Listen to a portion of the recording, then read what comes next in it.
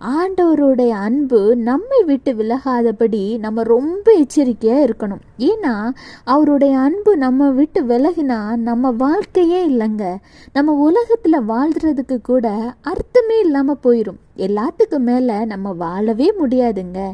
ஏன்னா இவ்வளவு நாள் ஒரு அன்பான பாதுகாப்பான ஒரு வாழ்க்கையில் வாழ்ந்துக்கிட்டு இருந்த நம்மளால் எப்படி அது இல்லாமல் வாழ முடியும்?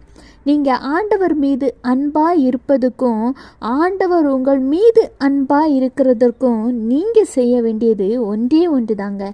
உங்கள் ஆத்மாவை ரொம்ப ஜாக்கிரதையாக பத்திரமா பாதுகாத்துக்கோங்க. சாத்தான் விரிக்கிற எந்த ஒரு பொல்லாத வலையிலும் உங்கள் ஆத்மா சிக்கிறாதவாறு ஜெபத்தினாலும் வேத வசனத்தினாலும் உங்கள் ஆத்மாவிற்கு ஒரு ப்ரொடெக்ஷனை, ஒரு பாதுகாப்பை உண்டு பண்ணுங்க. Have a blessed day. Jesus bless you.